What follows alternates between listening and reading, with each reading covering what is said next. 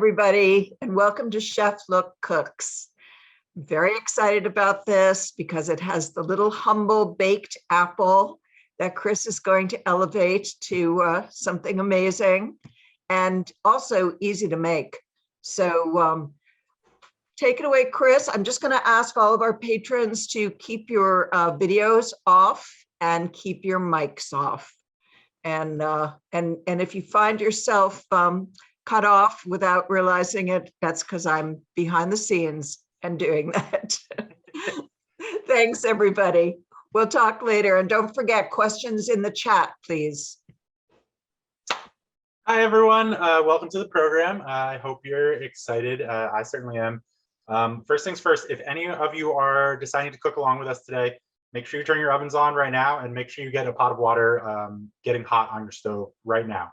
You're going to want hot water when we go to poach these apples in the oven, and you're obviously going to want a hot oven for that too. So get your oven cranked up. I have mine literally just all the way up right now. I'm going to turn it down. If you've watched any of my programs before, you know my oven is notoriously cold, and so I'm just going full bore and I'm going to let it ride. So that's it's kind of the basics for preparation if you're trying to cook. But otherwise, we're ready to go. So we're going to do baked apples today, and then we're going to do a classic sort of English custard to pour over the top. The English custard goes good on pretty much anything. You could put it over cereal if you wanted to. I'm not going to tell you what to do. It's delicious. It's thick. It's got that nice eggy sort of thickness, that yellow color from the yolks. And we're going to make it with fat-free milk or skim milk today because you can. There's nothing stopping you. Custard isn't thickened by the fat in the milk. It's thickened by the egg. And in this case, we're also going to be using some cornstarch to help us along. So you could literally make custard out of water if you wanted to. I wouldn't suggest it. Milk definitely has a nice amount of sugar and sweetness to it and flavor that is going to really sort of bring it together. But yeah, custard is all about the eggs, and in this case, the cornstarch. So don't worry too much about your fat content. It will be a-okay, I promise. Yeah, otherwise, we're going to get started. As always, I like to start the program off with a little bit of mise en place talk because I absolutely love it as a concept. Mise en place means everything in its place. And as you can see, I'm going to show you guys real quick. I do, in fact, have everything in its place. I've got all my pans over here that I'm going to need. I got my water on the stove boiling.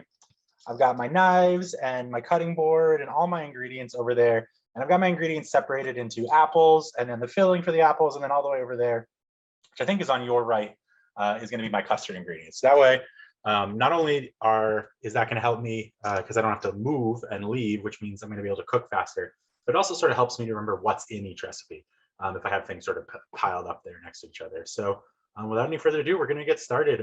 This is a fairly simple one, so I'm hoping we're done pretty quick, but you know, I've been known to go on and on, so we'll see how things go. Feel free to hit me up in the chat with absolutely any questions. Doesn't even have to pertain to what we're doing. I am here to be knowledgeable. So we're going to put you guys down right here, get a nice little view of the workstation, and we're going to jump right in. So the first thing you're going to do is you want to prep your apples. I picked a Gala, I believe. They're pretty good. They're nice and big. The big thing you really want is you want a flat bottom. You want them to sit and have the top relatively up and down. That's because you're going to bake them like that. So if they're kind of weird and wonky, the filling is going to spill out, and that's not going to be great. So a nice flat apple, and you want them to be fairly round and wide because we're going to scoop out some of the center here. So the more width that they have, the more center you're going to be able to get out. We don't want all the center out because we're really only going to be putting our filling in there. But if you wanted to, you know, double the filling and really scoop these out, you could do that, sort of depending on what you like. Now you can peel these apples if you want to. I'm not going to. I like skin. I really like skins in general. They can kind of look a little weird when they get baked with the skin on. The skin kind of can get wrinkly, and sometimes the color will pale, and they just don't look super amazing. They're going to look a lot better with the custard on top. And if you peel them, they will kind of almost caramelize it on the outside. So that's not a bad thing to do either. But if you do peel them, don't peel them yet. Make sure you core them and take the center out and then peel them. If you peel them first, they won't have as much structure and you might shove your finger right through the side. So if you do decide to peel them, feel free, go for it. I'm not going to stop you, especially if you don't like peels. But make sure you do it after you core them. So we're going to go ahead and start that right now. You just want a sharp paring knife. I actually grabbed two different ones because I'm not sure which one I'm going to like better. Got a serrated and a flat. And we're just going to start, and we're going to hold it down on the surface like this, stem pointed up, and there's really no safe way to do this, I will tell you. You could do it in the air if you feel comfortable with that. You could do it on the ground like this, but at all points, you're kind of in a danger zone of poking yourself. So just be careful, go slow, and don't move the knife. If you can help it, kind of move the apple. That sort of helps a little bit for me if I kind of squidge my knife around like this, and then just turn the apple and keep your fingers as far away as you can from the core. So what we're first thing we're doing is we're just trying to get a hole in the top. So perfect, we got that. That is our first goal, is to make way through the skin. I have a spoon here that I'm going to be using to stuff these later, so I can use that to sort of check my hole size, see if it fits or not. I might need to go a little bigger on that. So we're just going to do that. We're going to cut it a little bit bigger. And every time you get in there, just sort of cut out the walls and just go to town. Your main goal here is to get the seeds out and get a hole again big enough for your spoon. Once you have that, you should be good. And so if you see what I'm doing here is I kind of shoved all the way into the center, and then I'm just kind of turning the apple as I use the blade of the knife almost like a plane, like a wood plane or like a mandolin or something like that. And that's helping me to be very stable, but also secure, and so I don't hurt myself, which would obviously stink.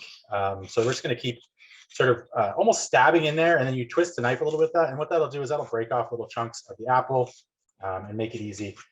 We're really just trying to get at the seeds right now, so we're just kind of absolutely obliterating the inside of these apples. And this is one of those beautiful things that if you want to do this with your friends or let them like stuff their own apple, you could do this before they come over. Peel them all, get them all cored, get everything out of the center. So that's perfect. So my spoon fits in there, which is good. That's what we want. I can kind of spin the spoon. And then so now that the spoon fits in there, I can go in there with the spoon and kind of do a little bit more of a scooping action. And this is hard. It's going to be hard because you've chosen hard apples, and that's on purpose. You want a nice hard apple that is going to stand up to this punishment and also is going to sort of support itself in the oven as it gets baked. You don't want something soft. You can use soft apples. Again, everything I tell you is always just sort of my opinion. All the best ideas in cooking were made by people who either didn't know what they were doing and just sort of figured it out, or people who knew what they were doing and decided they wanted to try something different. So try something different, see what happens. A Macintosh is definitely a super soft apple, but if that's your favorite apple and that's the flavor you like, go for it. So that's what our first apple looks like. Nice and cored out. All the seeds are gone, plenty of space in there for filling. We're going to shove that thing absolutely full. Sweet, and we're just going to move on and do that again, so you guys can sort of watch me, my method here. And honestly, I haven't done this very much myself, so we're all kind of learning together here. But I guarantee you that I will just keep getting better and better. That's the beauty of experimentation and trying new things, is you just keep getting better and better at what you're doing. So we'll have a little comparison, first apple to last apple, see which one is better. Maybe I'll do time trials too. I'll go back while I'm editing and see which one took me the longest amount of time. But I can already tell this one's going to be easier because I cut my hole bigger right off the bat. So now that I've kind of broken up the center, I'm going to be able to go right in there with the spoon and get the rest of the seeds out. And choose a pointed spoon if you have one. If you have like a grapefruit spoon or something, I think that would honestly be the absolute best for this. And scoop out as much of the center as you want. Again, you can always make more filling. The filling recipe is very easily expandable, and that filling recipe goes good on pretty much anything. You could use it even on top of like an apple crisp or something, if you wanted to. Just maybe add some oats in there. Awesome. Another one done. And they're going to brown on the inside. Don't worry about that. We're not going to see that, so it doesn't matter unless you have some serious concerns for browning food. You could always dunk these into acid water, in which case, like lemon juice or just white vinegar. But I wouldn't worry too much about it. It's just browning. It's just oxidizing. It's not hurting anything really. And most of the apple is in just fine shape. Oxidation is not going to hurt the flavor at all. Right. So nice. See, I got a nice little top. And if you want to for presentation, you could leave this whole and toss it in the water in the pan and bake it with the apple, and then you can have a little tiny top to put on top. But I'm not going to worry about that. I actually kind of like them when they're open because the custard flows right in there and kind of fills them up. That way when you cut into them, you've almost got like a stuffed apple with custard in it too, so it's nice and juicy inside, which is cool. I mean, it's going to be juicy no matter what because it's an apple, There's just so much moisture in these. So awesome. So you're really just kind of like massacring the inside. Don't think too much about it. You're really just trying to break it up and make it easy to come out. Awesome. Get your hole big enough so that your spoon can get in there. Cutting at the fiber. There's that sort of fibrous core that runs right down the center all the way to the where the flower petal, that's where the flower bud would have been. And so usually if you can cut through that, that sort of makes your job easier. And then just scoop out the insides, make plenty of room for our filling. Smells so good. All right. Now, so this recipe is going to call for us to bake these for quite a long period of time, almost half an hour. And during that time, we're going to make our custard, which is nice. If you really need to just eat these, if you're not going to make custard, for instance, maybe you're lactose intolerant, or maybe you just don't like custard, it's another good one. That's actually pretty deep, which is cool. You can microwave these apples. Microwave is a beautiful technological invention that a lot of chefs shun. They think it's an absolutely horrible thing. And yeah, sure, it does tend to sort of destroy base food values. I mean, it's literally ripping hyper radiating molecules so that they vaporize and turn to water. It's it's technological marvel, but it's really, really effective at cooking food. So if you want these as soon as possible, take them at this stage, pop them in the oven, or in the microwave rather, for a couple minutes, just until you can sort of shove a knife right into the flesh and it's nice and soft. And then when you go to bake them, all you're really doing is you're melting the butter, and you're sort of letting that sugar melt, because the apple itself won't need to actually bake. So if you're like just really hungry or whatever after work or after school or whatever happens to be your sort of daily experience, and you just need food, really want an apple, toss it in the microwave, not going to hurt. But do make sure you cut into it. I'm pretty sure the seeds will pop like popcorn if you microwave them. So be careful. You don't want your apple exploding. Just make sure you do sort of cut it open and make a vent for that steam to escape. Otherwise, you could have a very, very messy experience. All right, so last one, almost done. Just cutting through that core, perfect. We'll go in here and just scoop out some space for our filling.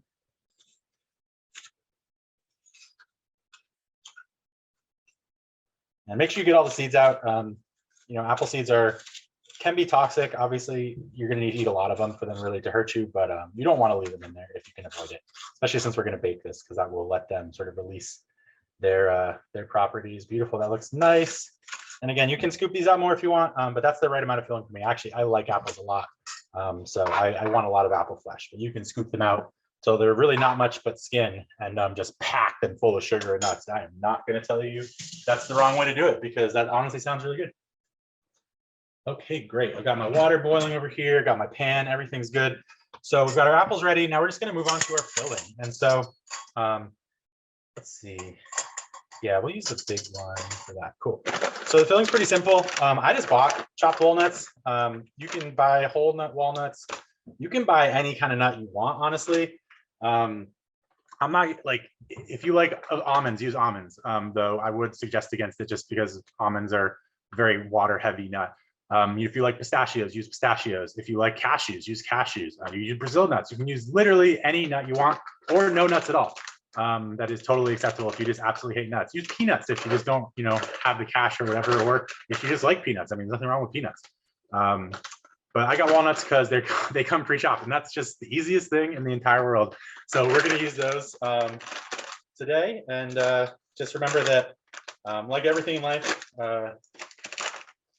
you have the power to do whatever you want. So I just gave my nuts a little smell there. I bought these in the grocery store, so they should be okay. But you always want to check your nuts to make sure they haven't gone spoiled, because that's just going to ruin this recipe entirely.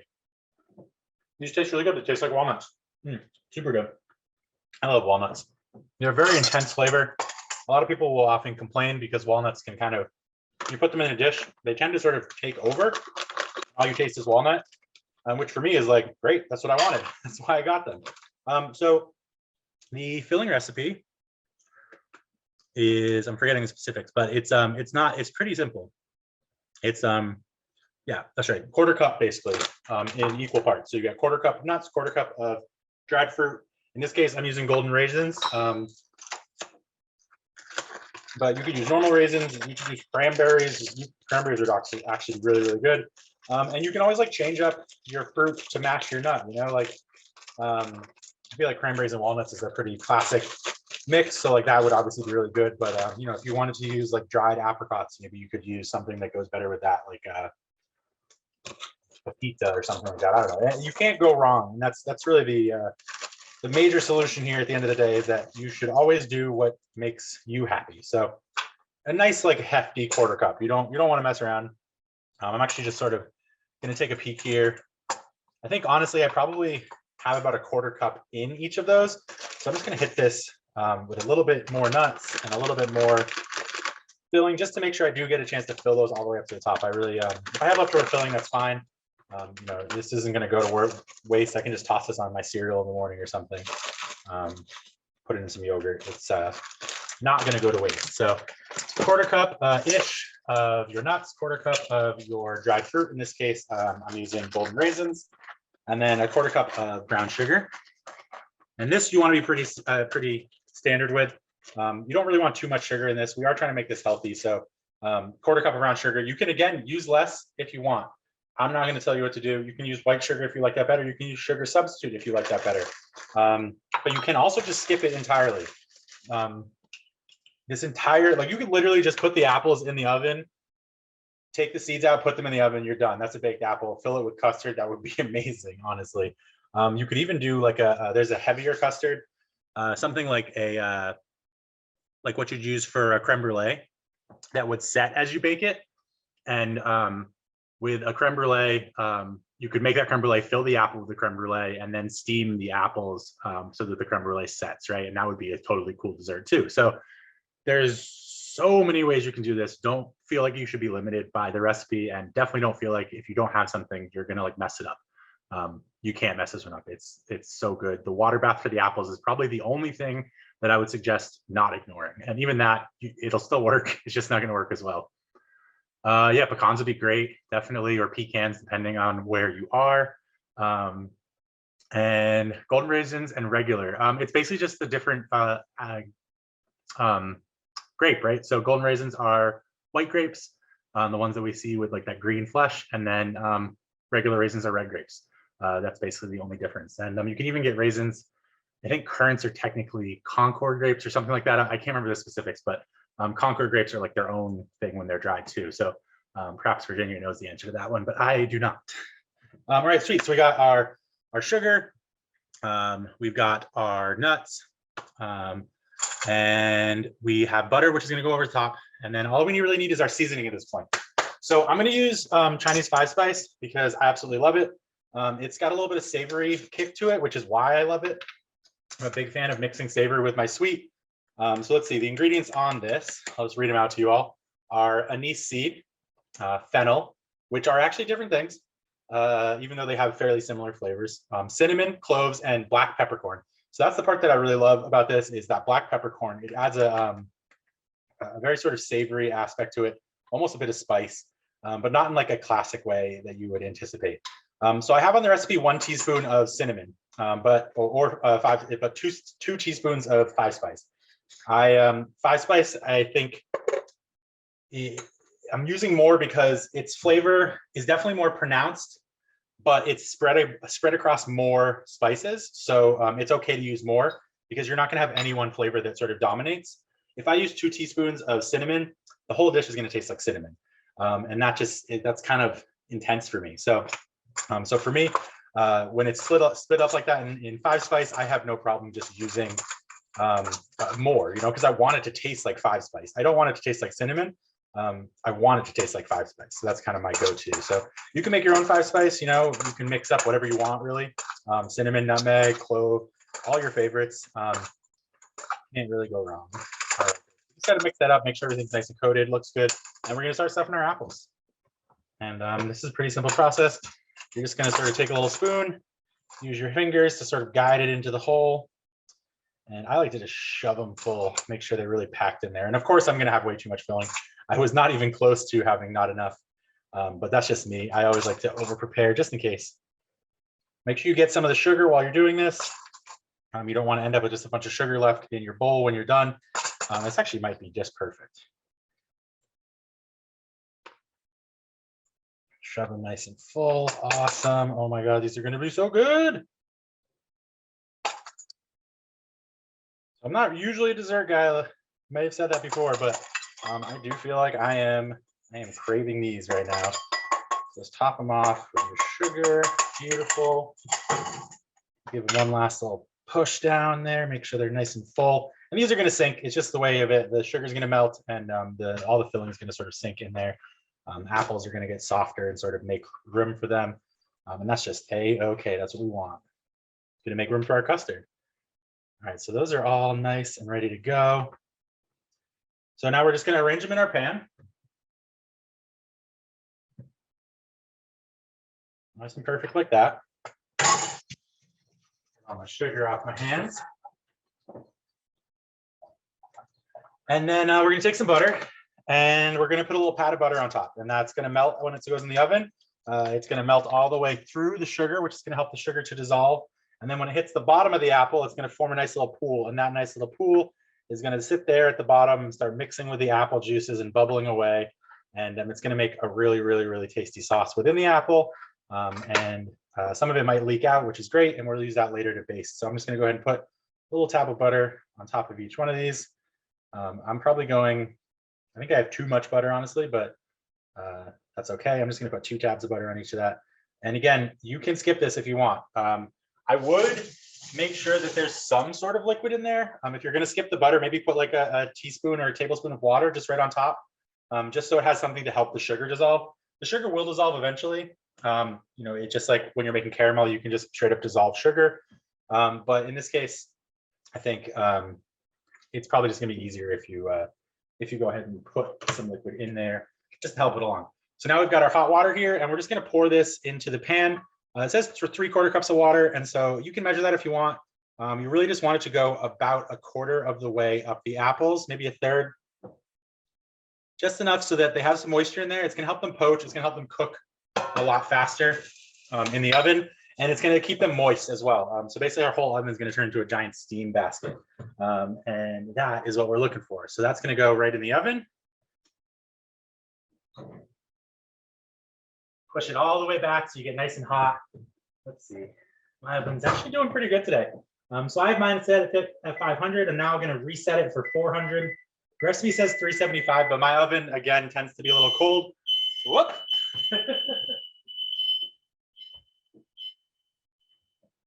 Don't worry, guys, I'm a firefighter. All right, everything's fine. Just my classic, I'm sure. Most of you also have fire alarms that do the exact same thing when you open your oven. So at least we know they're all working. So beautiful. Those are in the oven. And I'm just going to set my timer for 25 minutes. It's probably going to take about a half an hour, but I just want to let her sort of rock.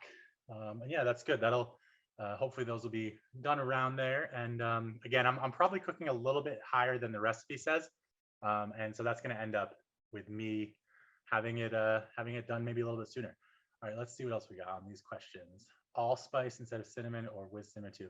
Oh yeah, so I said Chinese 5-spice. So I used 5-spice instead of cinnamon, and I also doubled the amount. So I had 2 teaspoons of 5-spice. Allspice is a great flavor that you could totally use in this. Allspice usually used in Jamaican jerk cooking.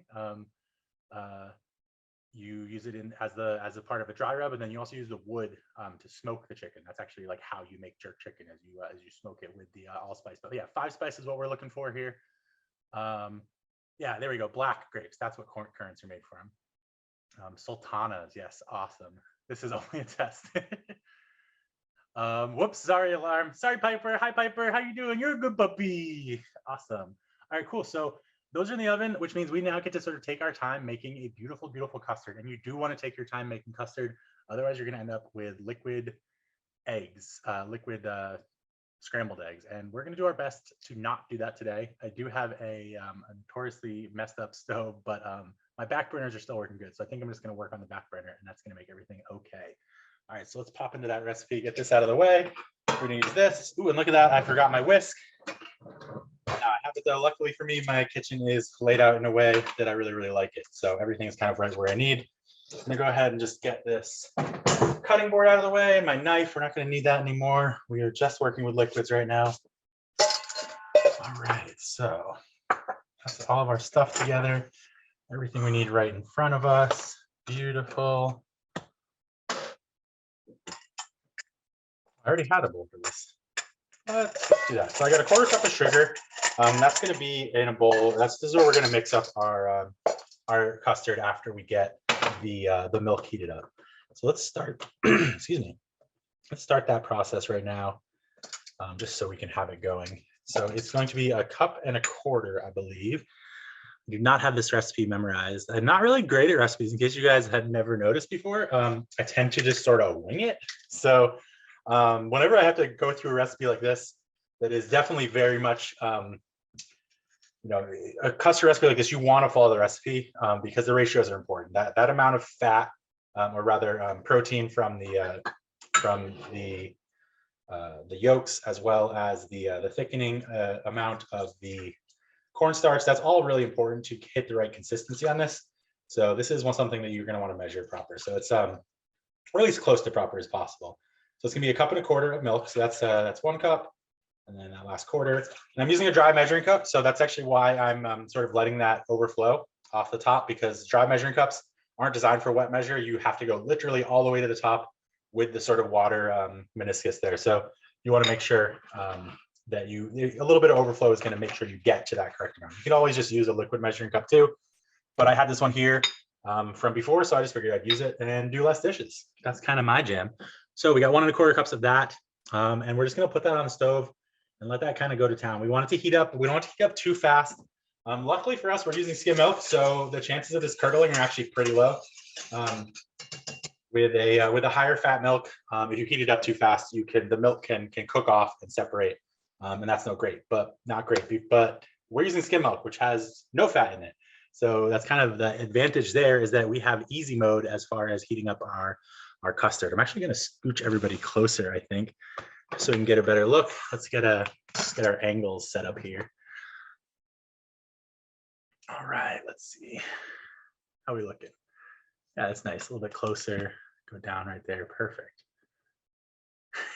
Now she's barking, looking for me. Sorry, puppy. All right, great. So we're just gonna get everything else ready for our custard while that heats up. And just every couple seconds, we're just gonna go over here and give it a little stir. We really don't want it to heat up too fast, but in the meantime, we can get everything else prepared. So we've got a 1/4 cup of sugar, and then, man, my brain is not working. I should have written this down. Luckily, I have it digitally though. All right, so it's a 1/4 cup of sugar, 2 egg yolks, 1/2 teaspoon of vanilla extract, which I have right here, and some cornstarch. 2 teaspoons of cornstarch. So I've got my teaspoon, my 1/2 teaspoon. 1, 2, perfect. Now I don't have to look at the recipe anymore. I have it memorized. Okay, so what we're gonna do is we're gonna do a quick little recipe on separating egg yolks.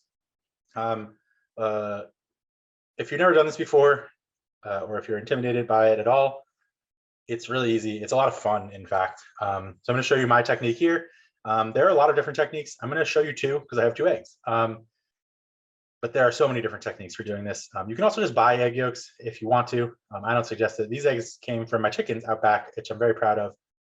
They actually just finally started laying 2 a day again. 4 chickens, and we've only had 1 laying all winter, but finally another one, this little long egg here, you can see, has decided to start laying again after whatever sort of traumas winter had induced. All right, so we're going to show you some ways to separate eggs. And I always like to save my egg yolks, or egg whites, but if you don't use them for anything, you can just toss them down the drain. I really like them for like an egg drop soup. You can make a really simple egg drop soup. Just take a little like spicy chili, little tomato sauce, tomato paste rather, maybe a little soy sauce with some water, whip it up in a pan, and just take those egg yolks, and as the water is really turbulent, you just sort of slowly pour them in there, and they'll make little wisps of egg white, and it's really, really delicious. And that's me. I like it spicy. You don't have to make it spicy. You can skip the chili paste. So what we're gonna do is we're gonna choose a point center mass on the egg. We're gonna try and make a nice little crack there. That's what we got. Perfect. We're in a good spot. And then we're just gonna crack that open.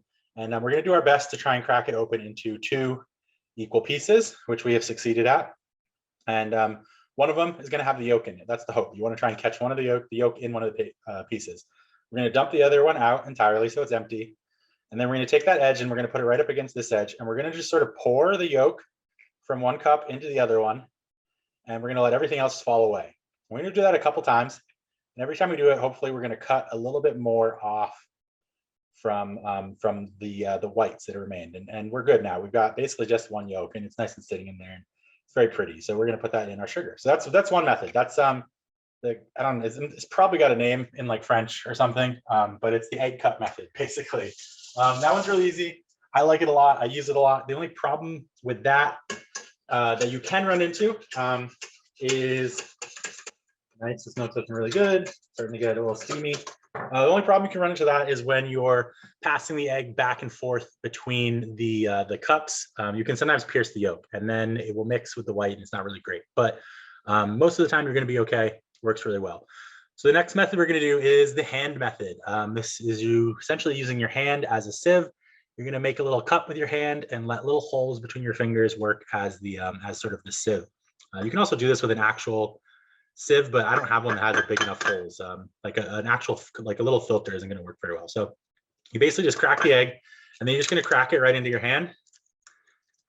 And if you hold your hand right, you'll have all the whites pass right through your hands and you'll end up with just the yolk. And then you just want to pass it back to this hand so you can sort of get rid of the last of it. And then you've got a nice little egg yolk. So those are the two methods that I would use for separating egg yolks. If you're doing this like in really large batches, you can crack all of your eggs into a bowl and just get in there with your hands and pick the yolks out. You have to be really gentle so you don't pop them, but that actually works really well as well. If you're doing a lot of eggs for something like a custard, like an ice cream custard or something. So if we were making ice cream at this point, I would probably add 2 more yolks at least. You could, yeah, egg drop soup is so good. I would probably add 2 more yolks at least. I'm really bad at looking up ice cream recipes. I tend to just like make a custard with whatever I have on hand and then just put it in the ice cream maker, and usually it just works. But you want a lot of yolks, 100%. Let's see, it's a cup. I think it's like every half cup you want a yolk or something like that. I have not done enough research to know for sure, but about that, like maybe every 3rd cup in this case. But you can usually not put too many, whoop, my milk is starting to go. You can usually not put too many yolks in an ice cream recipe. I mean, you literally just, it might taste a little bit more eggy, but most of the time you're not going to run into any problems putting more yolks into your ice cream. So I started talking to you guys, I totally forgot about my milk. Good thing we're using skim, because I probably would have just curdled it. But it's actually really nice. It's nice and scalded right now and airy. This would be really good for a little skim milk cortado or something like that. I think that's cream and milk, right? Or cream and, or rather tea and milk, tea and coffee or something like that. Just make sure, yeah, there's no chunks in there. Good, it's fine, we're fine. Just got some froth. So we're gonna turn that down now. I do not want it too hot. I just put it on the heat for a little bit. So I've got our 2 eggs in there. We've got our sugar. We're gonna go for our vanilla extract. If I can get this open, awesome. Oh, it smells so good. So that's a ½ teaspoon. I have never seen people measure vanilla extract properly. I feel like every time I do it, I put a little extra in there. I think it's written into the recipe that every vanilla extract amount should be doubled just because of how delicious it is. But they know that everyone knows that already, so they can't put the right amount because then people will double the right amount. So put as much as you want there, but I put at least a ½ teaspoon. And then, you know, the rest is sort of up to you. We're going to go ahead and now put our cornstarch in here. So classically, a custard is thickened with just eggs, but we are being a bit lazy today, and we also want to make sure this is nice and thick. So we're going to ensure that it's going to be thickened by putting some cornstarch in there. In England, they call this corn flour. It's actually a really, really confusing naming convention because corn flour is its own separate thing in America. It's kind of weird. England tends to sort of step it up, basically. So you've got cornmeal, corn starch, and corn flour. And corn starch in America is corn flour in England. Cornmeal in America is corn. Oh, I've already forgotten how it goes. See, that's how confusing it is. Essentially, they're the same thing, but for whatever reason, they're named different things depending on the country that you're in. So always be careful when you're reading baking recipes that involve corn, ground corn products, because if you realize that it's a British Isles recipe, you may be using the wrong thing, because we've got masa, right, which is what I would call corn flour. That's a corn product that you use to make tortillas. They call corn meal. Gosh, I can't remember. Anyways, I should have taken notes, but basically it's very confusing, and it's also kind of just funny. So this is corn flour in Britain, England rather, and cornstarch here in America. So same thing, but do make sure you buy cornstarch, because you're not going to find corn flour in most places around here. Most times when you find corn flour, it's just called masa. Anyways, so that's looking good. This is basically our thickening mixture. This is what we're going to use to thicken our custard. So we're just going to go ahead and mix that all together. It's going to turn into a nice little paste. That's what we want. Beautiful. We're basically sort of creaming it together into this nice sort of yellow deliciousness. And then we're just going to wait until our milk comes back up to temperature. I think it's almost there anyways.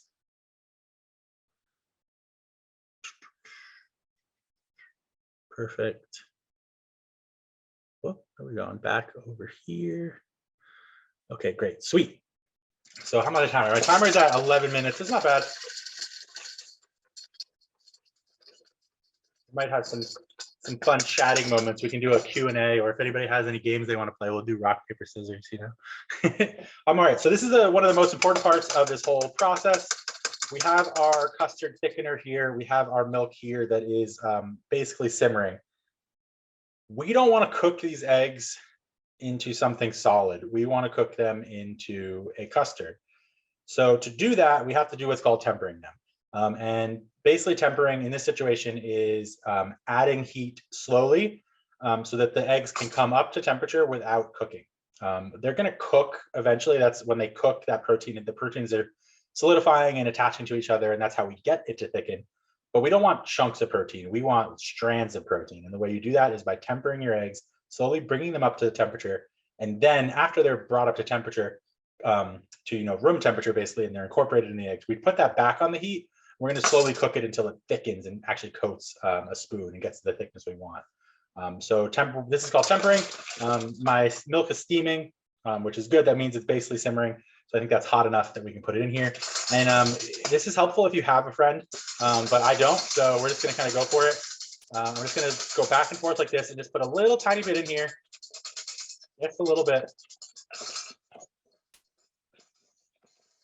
And then mix it in. And then we're going to do that again. And mix it in.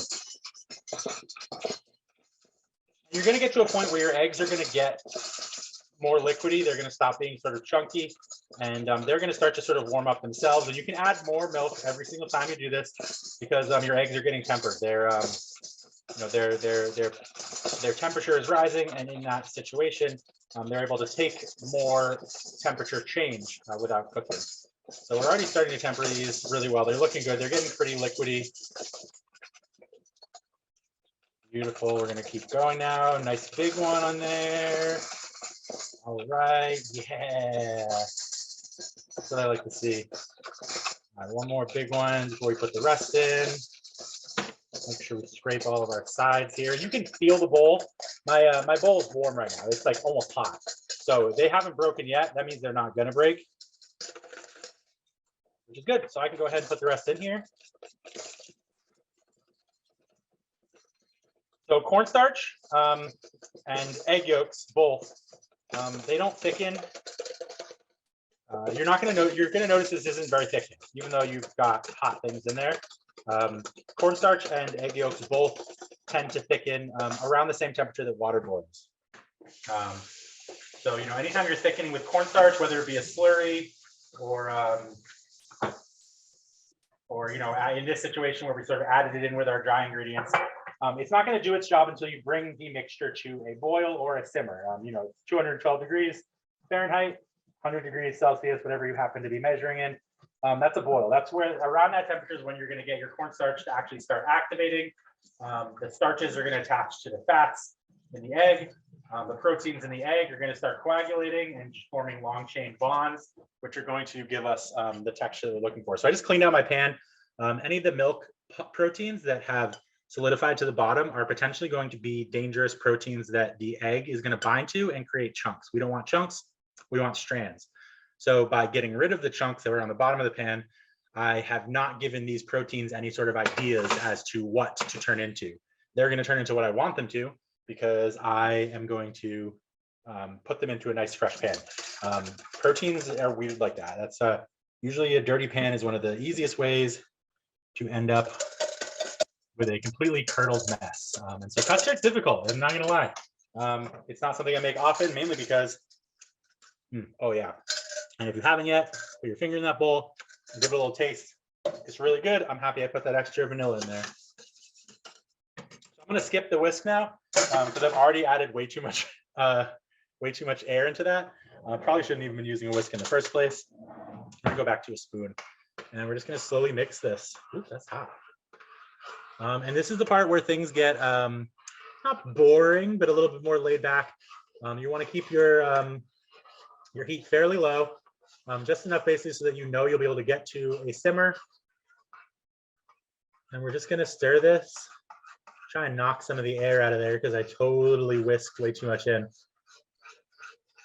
And we're just going to stir this until it comes up to a boil or a simmer. I mean, you're going to notice it's starting to start to get thick. And right now you can see, here, let me show you real quick. This is just like normal liquid basically at this point.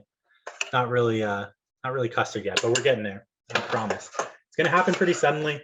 And I definitely am already regretting that I whisked so much air into this because I can't see the top of my custard. And that's a really good way for me, at least, to tell how thick something is when I can see the liquid sloshing about in the pan. You can kind of get a feel for how liquid it is, how thick it is.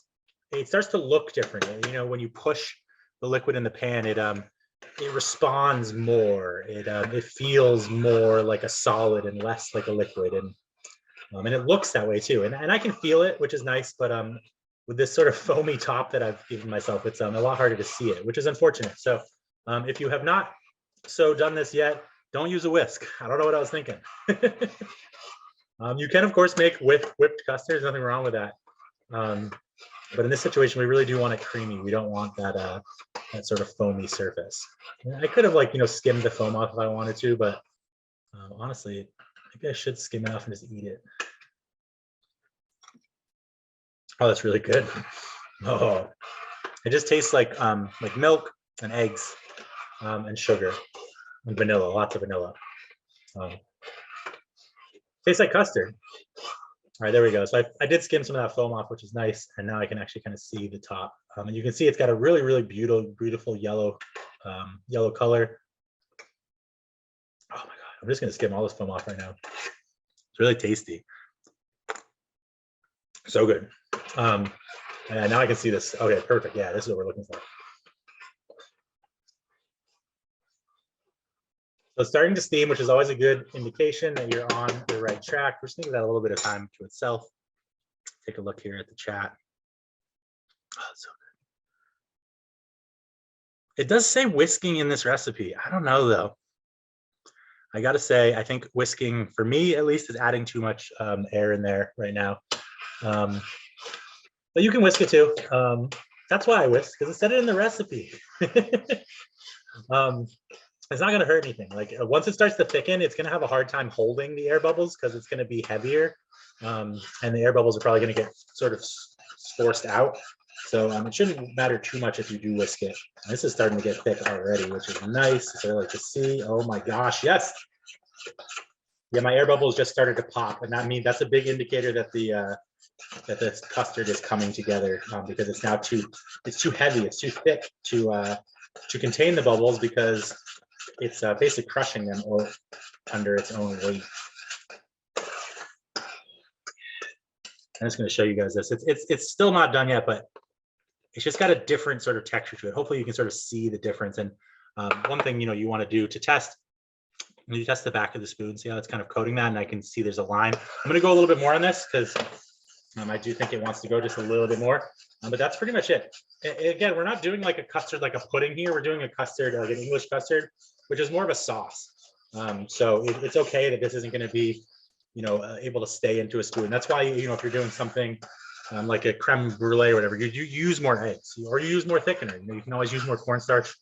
And if you want something thicker, just change the recipe. Add an extra teaspoon of cornstarch in here, or add an extra egg. It's going to make a thicker custard, which is going to give you sort of a different experience when you go to eat this. So let me go ahead and just take this off the heat so I don't do anything crazy to it. I'm going to check the questions here, see if we got anything. Oh yeah, you can definitely add rum into there. I would replace the milk 1-to-1 with the rum. Or if you didn't want to do that, you could just add probably another egg and another tablespoon. What I'd probably do is, in this recipe, I'd do half a cup of rum, maybe a quarter cup. No, I'd do half a cup of rum, and then I'd add a whole egg and a whole teaspoon of cornstarch in extra, and then I'd also add another quarter cup of sugar to go with that rum, because I like it sweet, and if I'm adding that much booze, I probably want it pretty sweet. Almond milk 100% can be used. Again, you could probably just use water for custard if you wanted to. The only thing that's required from your liquid is that it has flavor. So if you like almond milk, awesome. Personally, I like oat milk a lot. I would definitely use oat milk in this for sure. It's helpful if the liquid has protein in it, because the protein is going to help with the thickening, but it's not really required. That's what the cornstarch is bonding to. It's the proteins. It's basically sort of trapping them with its starch and creating nice thickening. But cornstarch will thicken water, so it's not going to hurt if you use something that doesn't have tons of protein. But yeah, almond milk should be just fine. Okay, no problem. All right, we're going to put this back up here, give it a little bit more stirring, a little bit more heat, and then we should be good to go. And I think I am 1 minute away from my apples, so we might be ready to, really ready to rock.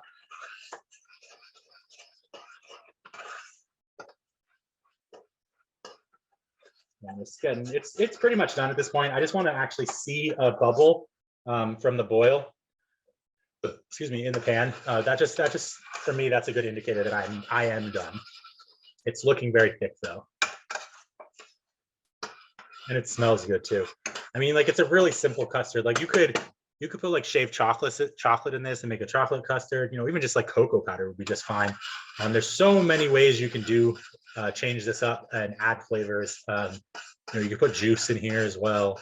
Like a raspberry juice would be really good for like a little raspberry custard. Or maybe use the fruit that you use. If you do dried cranberries in there, put like cranberry juice in here. Maybe some of that leftover pure cranberry juice you've got from our turkey roulade. So yeah, this is looking really, really good. It's nice and thick. Very excited. Using 2 different thickening methods is a surefire way to ensure you actually get what you want. That's why we use cornstarch and yolks. You can do this without the cornstarch. You can do this without the yolks. Instant pudding, that you get is basically just cornstarch thickened. There's no eggs in there, and that works just fine. It's just a lot of cornstarch. It's really just a matter of flavor. Cornstarch can taste a little corny, and eggs can taste really eggy. So if you don't like either of those flavors, just use the other instead. I would say maybe about a teaspoon per yolk. That would be like a decent trade-off. If I was just using eggs for this, I'd maybe use 4 egg yolks, but I don't know. I'm not great at custards. I would not say it's my specialty. So, take what I'm saying with a grain of salt, and just experiment yourself. Worst case scenario, if your custard doesn't thicken, take it off the heat, grab another half egg yolk, temper that half egg yolk or whole egg yolk or whatever, and then put it back in and start heating again. All right, cool. I got a boil. So that's good. We're going to take this off the heat. I'll show you guys sort of the last sort of texture. Hopefully you guys can hear that. It changes. It's like deeper. It's a deeper, and that's because it's now a custard. And if you cool this, it'll thicken a bit more too, which is really nice. We're going to eat it hot though, so it's fine. And I did pretty decent. There's maybe a couple chunks in there, but nothing too bad. And the real test for any custard is the back of the spoon test, which I showed you before, and you saw it succeeded, but I'll just show you again. You just run your finger across it like that. When you can see, you get a solid line between the 2 pieces, which means it's nice and thick. It's holding itself to the spoon. And it means it's gonna it's got a nice mouthfeel too. It feels solid on your tongue. It feels like custard. So we're just gonna put this aside, let that cool a little bit. The recipe does tell you to strain it. So I'm gonna do that just because I want to see if I got any chunks in there. So I've got a nice little strainer like this. And we're just gonna pour that right into a nice clean bowl. And just shake your strainer while you do that.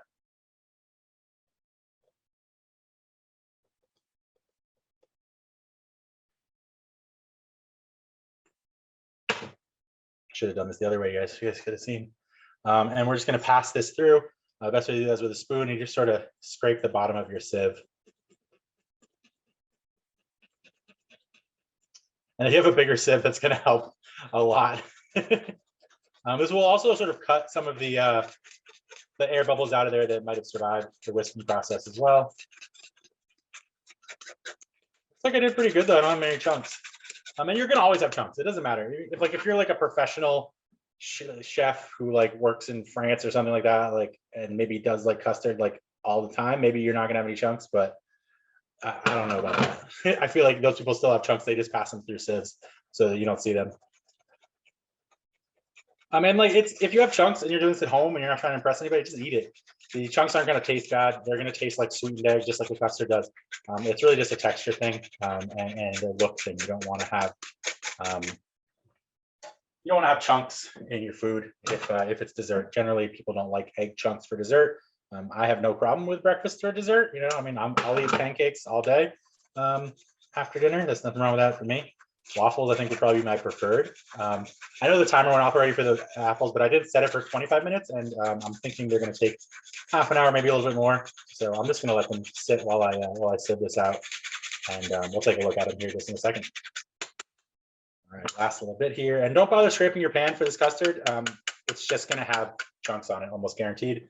If you're, really hungry, you can definitely like take some like cake or something and scrape that up, but for our methods right here, it's not going to be really necessary. Oh man, that's just like really good. Maybe I should make custard more. Just see, this is something from the bottom of the pan, right? So it's had a chance to sort of cool now, and it's a lot thicker than it was before, even just like from this little bit of time. Hopefully, you guys can kind of see it moving in the pan, in the spoon there. You see how it's just like falling off the spoon? That's good. That means we succeeded. Oh my God, it tastes so good. And the flavor has told me that we've also succeeded. So now we've got a nice bowl of custard here. And you can just pop that in the fridge if you wanted to use it another time. It's going to be just fine cold. But we are obviously going to serve it hot right now. So we're going to go ahead and do that. So let's take a look in our oven here and pull out our apples. Oops. All right. Get myself a nice little oven mitt. Take a look. Ooh, it's hot in there. Oh yeah. Oh yeah. I think I need 2 oven mitts.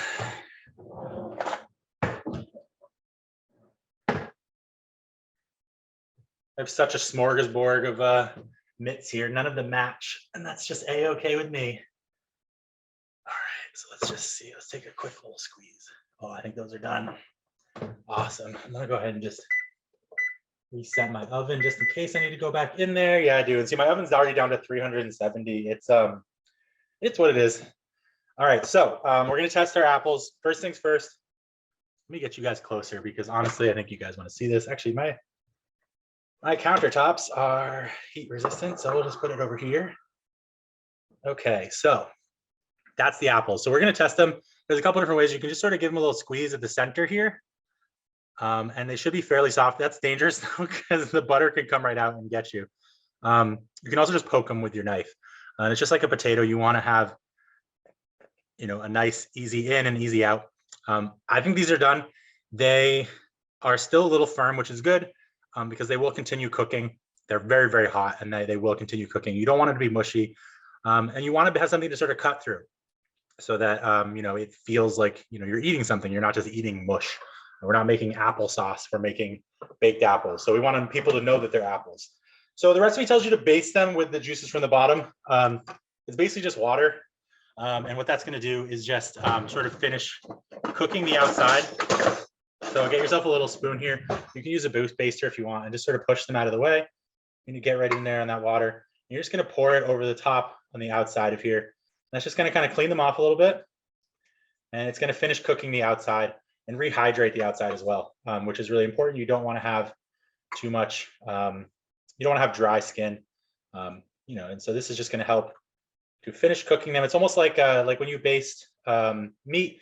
Do you guys remember my meat program where we did sort of dinner for two with fish? That was quite a while ago, but you baste with butter to finish cooking meat. And basically when you're basting with butter, you're basically just deep frying that meat. And so we're sort of finishing cooking this by pouring hot water over it. And that's going to make sure that it's cooked from the outside as well. And it's okay if a little bit gets inside. There shouldn't be much space in there in the first place. And this water is, it's water. It's not going to hurt anything. There's not going to be enough in there to really affect anything. And that looks perfect to me. I think those feel like they are probably done. So we're just going to take a quick peek. Yeah, the custard's really good. I do wish this was in person as well, honestly. Awesome. Okay, great. So I'm going to go ahead and plate this for you guys. And then I highly suggest if you are cooking with me, you eat because it's going to be delicious. All right, so I've got a nice little bowl here. I really like this one. It's pretty. And so we're just going to take that right there.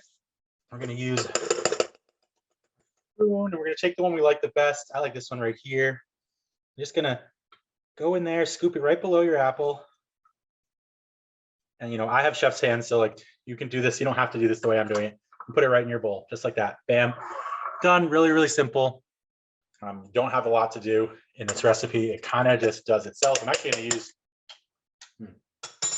use that ladle I was using before. Get a nice little ladle of your custard. Just pour it right over the top. Just like that. Make sure it gets all over every corner of that apple. And if you're feeling fancy, you could finish this with a little bit of whipped cream, which, we already made custard, but why not? But yeah, this custard has plenty of sugar in it. This whole dish has plenty of sugar in it. But as far as fat content goes, this is pretty acceptably healthy, I would say. And then basically the best way to eat this is with a knife. We're just going to cut it right down the center. And it's all going to kind of explode out. And as you can see, we've got a really, really nice core with all of our filling there just spilling out into the custard. And you just take that knife or fork and you just sort of cut off a little chunk.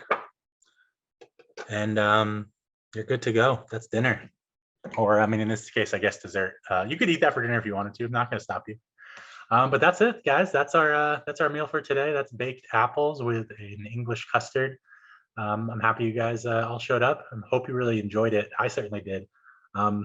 This was a weird one for me. I'm not really a dessert guy, and I'm definitely not a custard guy, though I do often do it for ice cream. It was amazing, Chris. It looks fantastic. It smells really good. So good. That custard, I'm just like taking mouthfuls. Well, there's nothing wrong with having dessert for dinner, and then you can have your dinner later. Yeah, exactly. Well, I actually have leftover fried chicken. Apparently, this is fried chicken week on Martha's Vineyard, so I highly suggest going out to all the places you can get fried chicken. So I got some fried chicken left over from last night, and so I'm gonna heat that up in my oven, which is still on, and have baked apples for dessert. It's gonna be beautiful. Fantastic. It's so great. And you're going to post this on YouTube so people can catch up with it. Yeah, it'll be up on YouTube probably within the week. And you can always check out my old stuff on trashpandaepl.wordpress.com. That's a really fun website to go through. Tons of great recipes there. And I recently finally started putting the recipes on the YouTube videos. So if you go back and look at our old YouTube videos, you will be able to see the recipes that are featured in those videos right there. You don't have to go looking through old emails to find it. So that's a nice little quality of life thing that I did just the other day. That's fantastic. And that wonderful dinner for two that you did last February is posted up there. And that was with the fish. Yep. And I made it with some beef tenderloin. You made it with the backstrap. Right, the backstrap. That's right. Exactly. That's amazing. With the red wine sauce. Yep, so very good. And great one. Little sneak peek of next month. Next month, we are going to be doing it in the last week of the month because I'm going to be away for vacation. But that's also kind of on purpose because the first week of March is one of my favorite holidays, Mardi Gras. And so next recipe is going to be very much tied in with that holiday in that region of the country. So I hope you are excited for it. Expect something spicy, because it's going to be packed with flavor. And I will see you next month for that program. Thanks for coming, everybody. Thanks, Chris. Thanks, everybody.